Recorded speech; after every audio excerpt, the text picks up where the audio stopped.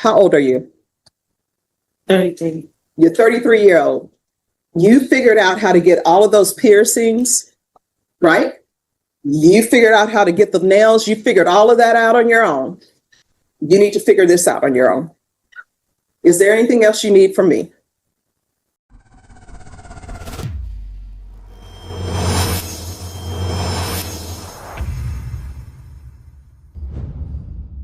Hello. Oh, so here's the thing. When someone says hello, there's usually a response back. So let me just tell you what's going on. You're being rude and disrespectful to your probation officer. You act like you're not on probation. When I say there's to be no contact, there's to be no contact. And now you're using profanity towards probation officer like you're not on probation and that this is somehow his fault. It is not. It's all your fault. You're here because you're on deferred adjudication for injuring someone who's an elderly person. That's why you're here. You're not on probation because he placed you on probation. You're not on probation because he committed a crime and you're taking the time for him. You're here because of your actions and you're acting as though none of this is your fault. This is all your fault, 100%. I'm not acting like that. It's my fault, and I take accountability for what I've done. No, you have not taken accountability. Did you take accountability for using profanity towards him? No, I didn't. And I don't know why people think that when you're in a situation where you should be using logic to find what are using your cognitive skills to decide how I'm going to proceed with this, instead, you go after your probation officer. And the probation officer, let's be honest, every defense attorney will tell you a probation officer holds your life in their hands. Because you know what? Let's say you're supposed to report to probation at 9 a.m. and you end up reporting at 9:05. Guess what? You have not reported at 9 a.m. A probation officer could say, hey, that's a no report. But sometimes they may take sympathy on you and say, I realize what's going on. They're here. But they don't have to do that. Yes. And you using profanity towards a probation officer is not helping your case at all. And I understand that. Then the reason why I did, and I didn't, I just said the F word because he called me a liar. And when I didn't lie to him about any situation that was going on, I sent them all the information from my legal aid lawyer. I sent them everything. He even gave me his personal number for me to contact him.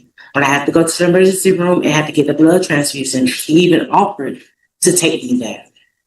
He called. This is not your blood. This is not about your blood. I know it's not about my blood, but it's he basically, when I went to go see him, he was telling me that I lied to him, which I never lied to him about anything. No. This starts with you wanting to go to a location where I said you are not allowed to have contact. That's where all of this came up. Then everything snowballs into something else. Yes, ma'am. And I did exactly what you told me to. I didn't go to that location.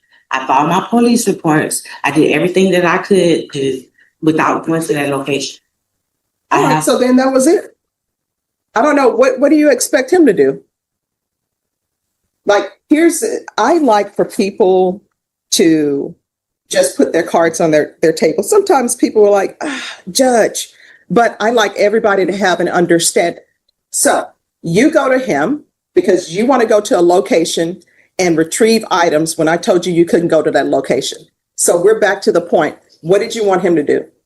I asked him, was there any assistance or any way that I could? He told me, I don't know. Mm-hmm. He told me he didn't know, he couldn't help me. So I didn't have no other choice but to call the police, make a police report. I had my daughter, she's 16 years old, to go there. When she went there, she took pictures of everything that was outside. All right, so again, what did you want him to do? He said, hey, I don't know, there's nothing I can do for you. When I contacted Ms. Adams, she told me to ask my probationer if there's any assistance that he can help me or provide without going to that location. And he's saying no. And he said no. And I told him I don't have no other choice. My children is 16 and 18. They didn't have the money. They don't have money for you all. My daughter just quit her job because no one was able to take her to work. So I didn't have nobody else to help me. Again, I don't know how this translates into you using profanity against him. He's like, I can't help you. And honestly, it's not his job to help you get your things. Really, you know what a probation officer's job really is? And they'll correct me if I'm wrong, but their job is to make sure that you abide by your conditions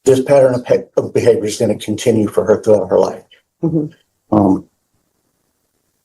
And she's going to continue to be a danger to herself, to the community, to her victims, everybody. She needs to get her heart right and realize that choices and actions have consequences, good and bad, intended and unintended, anticipated, unanticipated. And until she gets her heart right and realizes that this is just going to continue.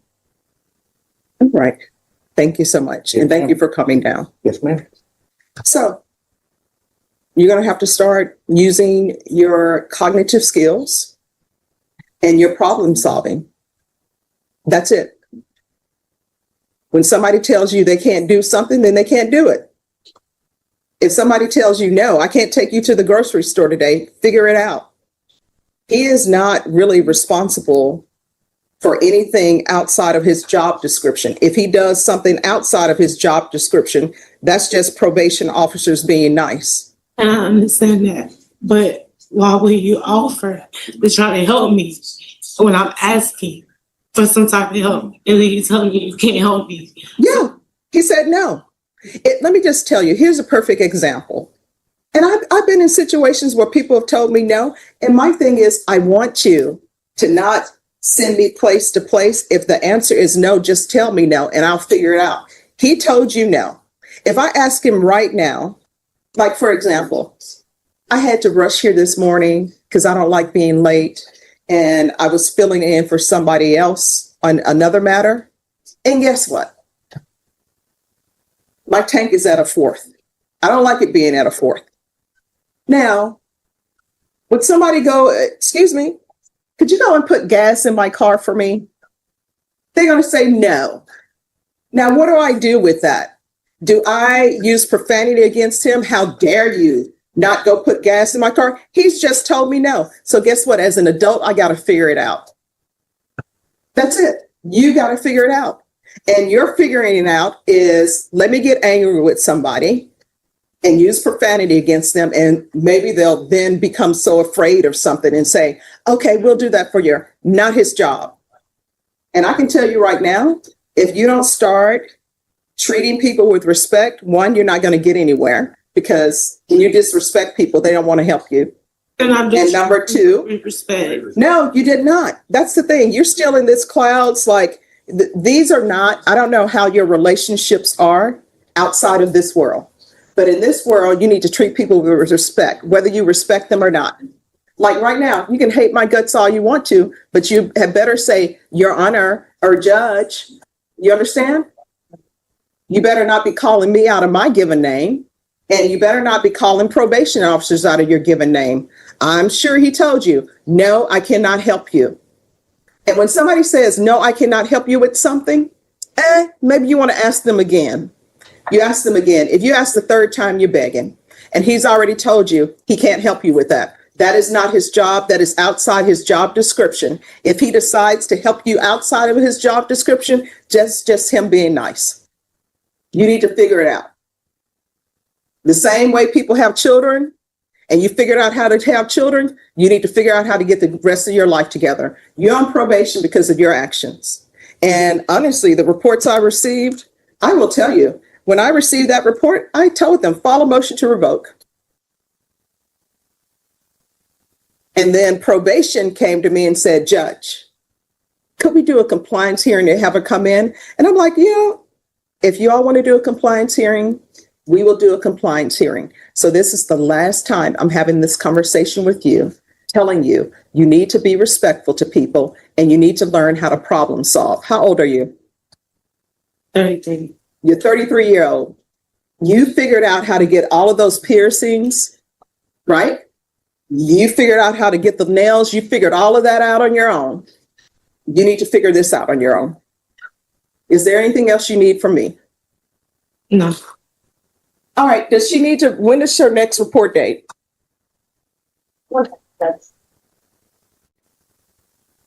And are you employed?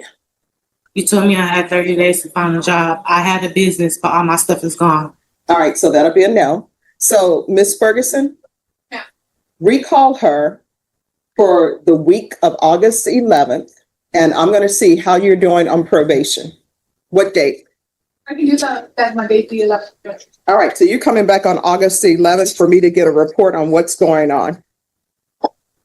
If you'll give her a reset form. Yes, ma'am. Probation, Yes, Judge. when is her next report date with you? It's not, I have an appointment set right now, from Officer Wolf's information, she was supposed to be reporting. He wrote on the paper, July 9th. Twice a month. July 9th? That's what he wrote on the paper. All right, so she said her next her next appointment date with him is July 9th. All right, I have to confirm, Mr. Wolf was mentioning that the GPS is supposed to have been installed as well, but that she did not have it. all right. I don't have nowhere to stay, nor address. It was ordered June 5th. And it was supposed to be done through work release waive the fees for partial for employment purposes only. All right, so if you all could give her a list of places for her to find housing. And then we're going to come back on August 11th. And by August 11th, you need to have the GPS on. All right, thank you.